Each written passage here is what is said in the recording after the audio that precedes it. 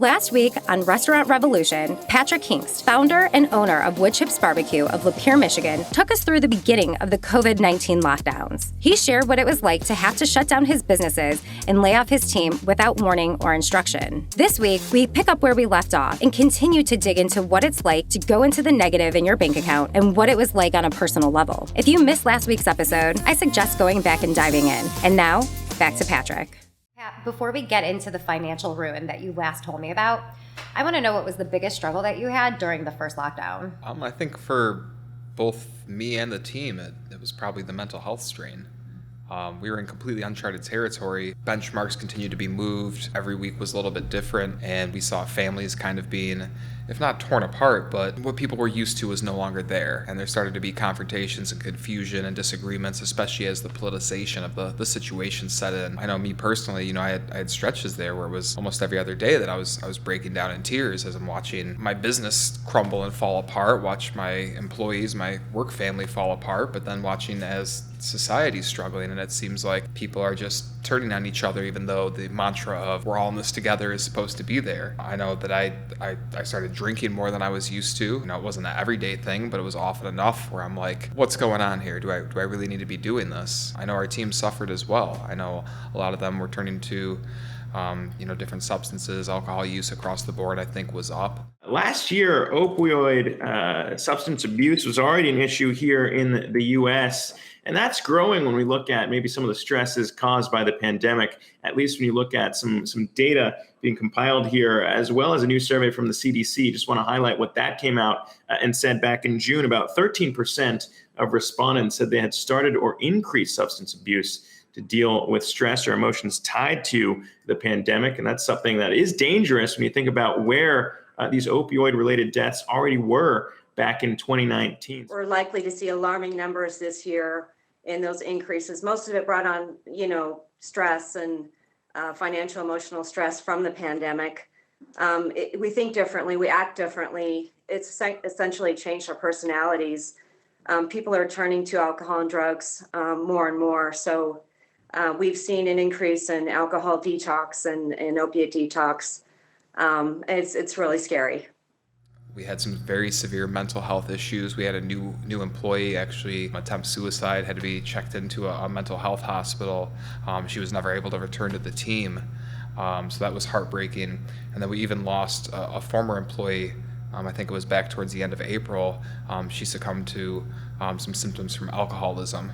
And she was a longtime employee and actually was a tenant who lived upstairs above our restaurant. So that was, just another gut punch, another body blow, just kind of making us all feel the strain and feel the pressure of the situation. I'm so sorry to hear about that loss. So you are telling me you had to deal with all of that on top of a financial strain situation for your business. Oh, yes. And I mean, that just exacerbated the situation. That in itself would have been, one of the biggest stressors I've encountered in my professional career. Add to that everything else going on with it outside of even the work life. As extensions of the lockdown continued to be passed, what were your thoughts? Well, it was just continually frustrating. We were told these different benchmarks and time periods and said it was based off data and science, but we were never really given the data and science. We were never really told what these benchmarks were or really ever saw any proof that they really existed. So it was continually frustrating that it seemed like we were making all the adaptations we could. We were following all the guidelines, but it didn't really seem to matter because we were at the whim of those in charge. And we could see by the governor's response, anytime anybody posed any sort of question, it was almost always dismissed as a political attack or some sort of partisanship.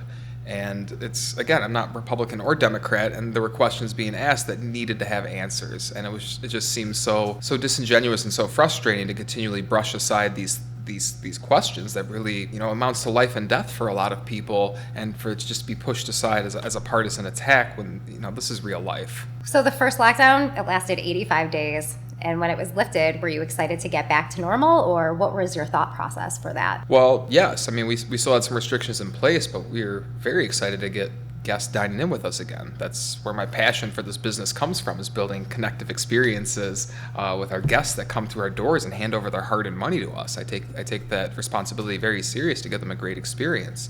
So the opportunity to be able to do that, very exciting, but still had a lot of new rules to navigate and try to figure out how to do it the right way. All right, so what was the right way? So we had rules with the mask mandates, but this was always unclear as there were continually new tweaks and executive orders being issued.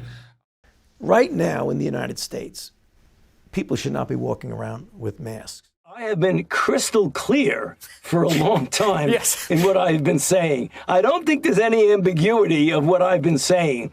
Masks are important. They're effective. Combine it with physical distancing, avoiding crowds, and washing hands, and it works. End of story. It's true. No question about that. You put another layer on, it just makes common sense that it likely would be more effective. And that's the reason why you see people either double masking or doing a version of an N95. We had the capacity restrictions. We were down to 50% of our dining capacity. Extra cleaning procedures, which we already have most of those in place. We're a fairly organized and well-ran restaurant, if I do say so myself. But there were some other little things too, and they were just continually being updated and changed. So it was very challenging to always stay ahead of the curve and make sure we were compliant with whatever the mandate du jour was. So you went from carryout back to dine-in. Were there any supplier issues? Tell me about that. Sure. So most of our vendors have been in the same position we were. They mostly service restaurants, with restaurants being mostly closed. Our carry-out to-go guy was okay, but outside of that, yeah, even our broadline distributors had cut back on their amount of deliveries. Our bun guy, our cheese place completely shut down. We were unable to get our famous Michigan pinconning cheese. So trying to get the balance of not a whole lot of notice that we're opening back up, trying to coordinate everything in here, but then also work with our suppliers because we needed to be able to get everything we needed to execute our full menu. This morning, new concerns about America's food supply. Fast food chain Wendys becoming the latest company to feel the effects of a pandemic-triggered meat shortage. Reportedly not able to serve burgers, its hallmark item, in some locations. And what kind of communication did you get from the government in terms of closing down, reopening? Almost exclusively, it all came from the media. It was the governor or whoever on TV kind of telling us what the deal was, and then we try to piece it apart from the news reports the next day. Eventually, they did start to send out some orders emailed to us through some different executive level departments, but even then you're getting strictly just the legalese of some of these orders, and some of them are several pages long. I think I've had some that were well into double digits of pages, and it's all in legalese, and you have to translate that, figure out which sections apply to you, what exactly it's saying, and then try to somehow reconcile that with existing rules. So did you try to reach out to anyone to get any clarifications? Yeah, so we started off with the mask mandate. We had employees pushing back. Those who had breathing issues, we had some that had panic attacks, and they were extremely uncomfortable wearing these. And so I knew I had an obligation to follow federal law, which included the American with Disabilities Act, to make sure that I'm providing a safe, reasonable, accommodating workplace for these people. Today, we are discussing the do's and don'ts for ADA reasonable accommodations. The Americans with Disabilities Act was signed into law in 1990 to prevent discrimination against people with disabilities. If an employee asks for accommodation, don't end the conversation too quickly. Consider all options if you can't easily identify a reasonable accommodation. These might include working part-time, reassigning the employee, or providing an unpaid leave of absence. Do keep job descriptions up to date, including essential functions. You have a responsibility to reasonably accommodate an employee who can't perform an essential function. So when we had our regularly scheduled health inspection, shortly after dine-in reopened, one of our regular inspectors came in. I talked with them. I'm like, hey, here's my approach to it. We're providing masks. We're doing our best to enforce it. But at the end of the day, I'm trying to reconcile these federal laws, and I'm not getting clarity on what I should be doing here. And he basically said, everything you're doing is fine.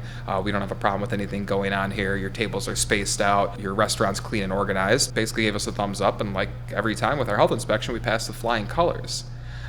Flash forward to a week later, the same health inspector is now calling my restaurant. I'm not there, and is talking with an assistant manager and just being very threatening, saying that they're going to try to file charges against us, that they're forwarding this to the prosecutor, that we are disobeying rules. And so at this point, I'm like, guys, well, it sounds like you're talking out of both sides of your mouth. I attempt to call that inspector, talk with him, and he's basically like, well, I need you to talk with somebody higher up. Eventually, I get a call from Kathy, the director of the county health department. So she's the highest ranking government official within the county for the health department. She's the boss of all the health inspectors that I deal with. I had never met her. She was pretty high up. So we began to have a phone conversation. I was letting her know my concerns with the lack of guidance and what seemed to be contradictory rules where the mask order did not seem, the most recent one at the time, did not seem to have any medical exemptions for employers. Or employees, rather. There were medical exemptions for guests and customers, but there was none written in for our employees as there had been in previous iterations. So I was asking, how am I supposed to do this when I have employees saying that they have medical issues related to it, and I know that I have a federal law mandating that I make reasonable accommodations for them? So we kind of talked about it a little bit. She was basically saying that, it's not 100% set in stone if people are in the back and they need to take a breath, or if the kitchen's really hot. She's like, we're not going to be coming in there trying to get you, but we want you to do your best to comply with this. And I had no problem with that. I had asked if I could get something in writing, though, just to say that, I'm not going to be charged or anything, and that I'm going to be protected from any liability, that I'm doing my best to follow all the laws. And she said she would send something out to me. So I thought it was a very positive conversation. There was one part that was a little bit scary. Which was? So I asked her, I'm like, Kath, what is the plan here? We're pretty deep into it at this point. I think we're into July, late June, July. And I'm like, what is our strategy? Where are we going with this? And she basically said, well, the plan is to keep pretty much everybody locked down until we can have a vaccine to kind of save us. I was just taken aback that was the plan. I thought that we were pursuing the vaccine as like a fail-safe, but literally their plan was to keep us as restricted as possible and then have a vaccine come out. And I even asked her, I said, Kath, when was the last time we created a vaccine that really got a big win against a virus and wiped it out? And she was like, well, we had smallpox. And I was like, well, that was 60 years ago? Is this what we're really banking on here? So it was that first time where I kind of realized, I don't really know if there is a plan. If that was the plan, it seemed like that should hopefully be plan B, and we should be taking other approaches with it. So in this conversation, you really didn't get any clarity in terms of what to do with your employees who are having, physical reactions to the masks. Is that right? Well, no direct clarity. I mean, she gave me some things to kind of go off of, but again, I've learned I want stuff in writing in business. Smart. So I requested that she would send me something, and she said she would follow up with an email soon, and I promised to have, with that guidance, a written policy in place so that I could make sure I was adhering to laws, both the new ones as well as previously existing ones. And did you ever receive that email? Yes, I did. Will you share it with us? Sure. I'll actually go ahead and I can kind of read our exchange. We had a little bit of a back and forth, and it did get a little tense, I'm not going to lie. Wow. Well, I definitely love to hear that. All right, so on July 2nd, 2020, this is the email I received from Kathy Haskins, the director of the Lapeer County Health Department. Patrick, I appreciate our conversation today and understand there are many challenges associated with the current coronavirus situation. I also appreciate your willingness to work with us on this issue. At your request, I'm providing a simple follow-up to our call. In our efforts to reduce the community spread of the novel coronavirus 19, it is our expectation that restaurant owners within our jurisdiction will comply with the governor's executive orders and other directives that may be communicated on the matter. I understand there are many executive orders. However, for the question today, which focused on face coverings and ensuring social distancing, but is not limited to that, I would direct you to EO 2020-114, beginning on page 10, paragraph 8, restaurants and bars. During the conversation, you agreed to have a written policy in place by Monday, July 6, 2020, but to provide verbal guidance to your employees today, as this order is dated June 5, 2020. We are trusting your word that you will ensure that the issue of employees wearing masks, as well as additional instructions listed in the EO, will be handled promptly. I thank you for your efforts you've already made in this regard. So wait, let me get this straight. You went to her because the EO wasn't direct. You were looking for more clarification, and she basically just referred you back to the EO? Refer me back to multiple EOs. And again, you can see how long they are with paragraph 8 on page 10. But beyond that, the attachment didn't include anything else of what we had talked about. the variances and the routes that she wanted me to go with getting medical clearance from them. All that stuff that she talked about was nowhere in there. And it was just about me complying with what they said. And the whole point of this was I'm trying to comply, but I need you guys to add some clarification. And just to be clear, the EO is an executive order? Yes, they start to use EO as an abbreviation for executive order because they use that semi-frequently throughout here. So you responded. I said, I appreciate your time and letter, Kathy. However, my main concern was not addressed. This order seems to allow no exemptions for any medical or breathing issues. I have issued the order to my team and already have pushback from teammates with asthma and breathing issues. They are very upset, and some broke down into tears. The Federal Americans with Disabilities Act makes it very clear I must make reasonable accommodations for employees to allow them to complete their jobs as long as they can handle the minimum physical requirements, which are documented and laid out in the application, hiring, and orientation process. I cannot just legally update those requirements post facto. I feel very uncomfortable in this instance where I'm relying on an order from the state enforced through you, the county, which appears to be in clear violation of federal law, which of course supersedes all state, county, and local law. So if you wish me to enforce something that seems to be obviously violating federal law and has nothing to do with food code, then I need something spelled out saying that you, the health department, or the state is accepting all the potential liability that comes with openly forcing the violation of law. Having dealt with elements of the ADA in the past, the American with Disabilities Act, I know it is not merely suggestions. Please advise. Thank you for your time and have a great weekend. I need some clarification. There are federal laws that protect employees, right? So that's what you're referring to here? Yes. So being able to work comfortably, can you tell us a little bit of details about those laws just in terms of, what they're there to protect against? Sure. Well, what I refer to in there, the American with Disabilities Act. So this is what makes structures have to make sure that we have ramps that are wheelchair accessible, that we have 36-inch walkways to go through, that our bathrooms have all those different things. And that also ties into if somebody is able to meet the minimum physical requirements of your business, if they have other medical issues, you need to be able to provide reasonable accommodations for them to be able to do their job. This is to prevent discrimination against somebody who has a medical issue. Employers could then just say, oh, well, we're never going to hire these people because it's a pain or something.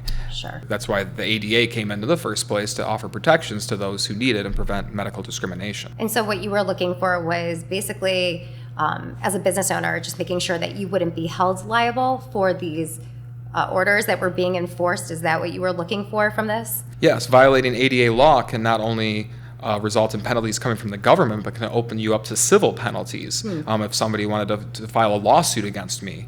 And in the world of business, the only way to win a lawsuit is to never have one filed. Once one's filed against you, you're already on the defensive, you're already on the hook for huge legal bills, time, and having potentially your reputation dragged through the mud. So it was going to put me in a potentially very tenuous position where I'm opening myself up to these lawsuits coming in, and all I'm asking for is something from you saying that you will defend me, you will protect me, or we are making you do this. So you're looking for confirmation as well as protection. Did they respond to your email? Kathy, the health director, writes back, Mr. Hinkst, the employees that you voice concern with are those with diagnosed asthma and respiratory issues are the very ones who have the potential of becoming very ill if they contract the coronavirus from another employee or customer. I am disappointed in your apparent choice to not protect them, since employees at your facility in a neighboring county have been abiding by said executive order. You may note in your email of pushback from some employees with reported health issues, yet others do not appear to be following the orders either. If you do have employees with significant health concerns, you may want to consider getting a note from their physician indicating the illness and the fact that they cannot wear a mask, if it is their recommendation. Additionally, I want to make sure you're aware that if an employee does test positive for COVID, all employees exposed to that individual will be quarantined for a period of roughly 14 days. I've attached several documents for you as you previously mentioned difficulty navigating the various orders.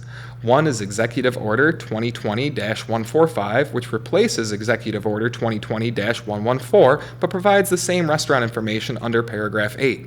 I've also attached Executive Order 2020-147 that was issued today and specifically addresses the mask issue. Last, I've also attached some other workplace guidance for you. The new executive order takes effect July 13th.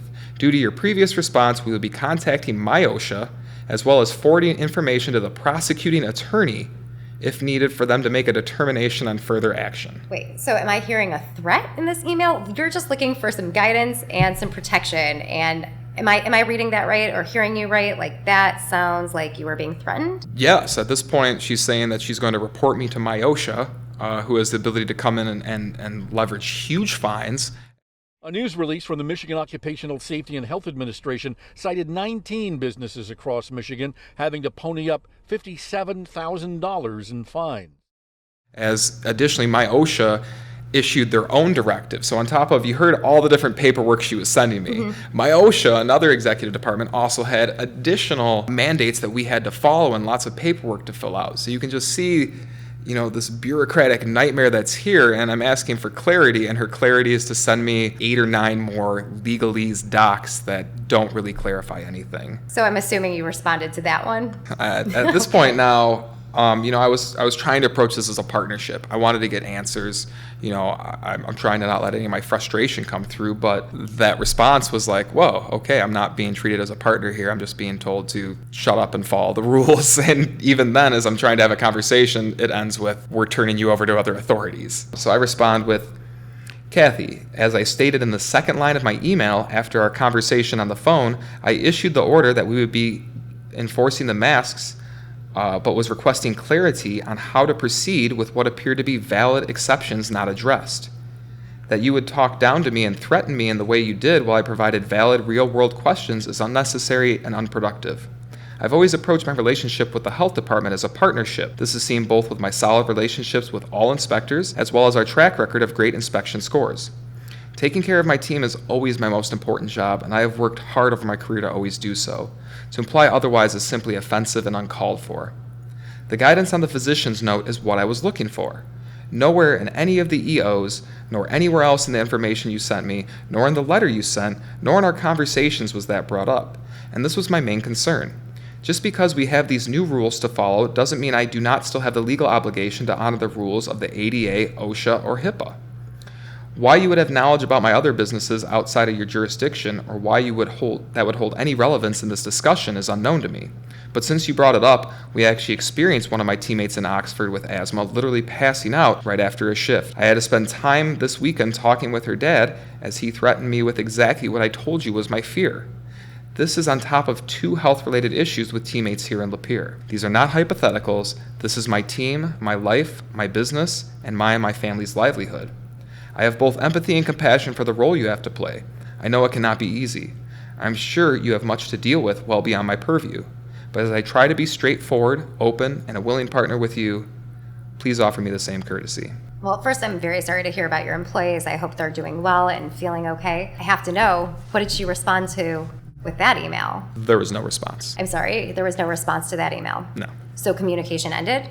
Yes. Without clarity, without protection? That was the end of the line. So you guys have this back and forth exchange. It just ends. How do you feel? Frustrated, confused, disillusioned even. First off with them telling us what the plan is, and that seeming like they're not being upfront and honest with everybody as we continue to set these other benchmarks and say these other tactics are working.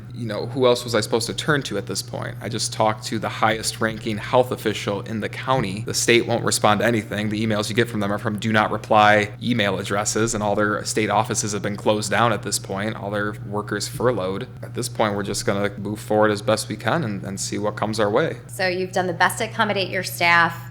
Did you face any violations? No, we never heard anything else from it. Anecdotally, we heard that the prosecutor was not going to touch anything related to any of these executive orders, and we never had any communication from them. We never received any health department violations and never had any other visits for them, and our record on health inspections has remained stellar. So your team's forced to wear masks, and you guys are now open. Were there any challenges with hiring people based on these new restrictions? What was hiring and keeping a staff like during this time? So now it's into summertime, so we're opening back up. We're able to increase our staff we were at the 8 employees because we had laid off 20. And so now we're opening up for dine-in service. We're in the middle of a labor crisis. So in the world of restaurants, it's been hard for us to find staffing for the last 3, 4, 5 years. We talk a lot about the shortage of skilled workers. Our next guest says, well, she can't get enough teenagers, can't find any teenagers to fill jobs at her fast food franchises. We've seen a wave of Nashville restaurants close, including Lulu, Gerst House, and Caviar and Bananas. And as News Channel 5's Sarah McCarthy explains, a hiring crisis could be to blame. Okay, so you're reopening. It's now summer. How do you hire back your team? We had dropped down to 8 employees from our 28. The rest were on being laid off, and as the order came back for us to reopen, that meant we had to try to get the team back together. But there was kind of a really big issue as I had a new competitor, the government. The challenges for small businesses continues into the summer of 2020. Creative entrepreneurs figure out ways to get by, but are they thriving or just hanging on by a thread? Find out more on the next episode of The Restaurant Revolution.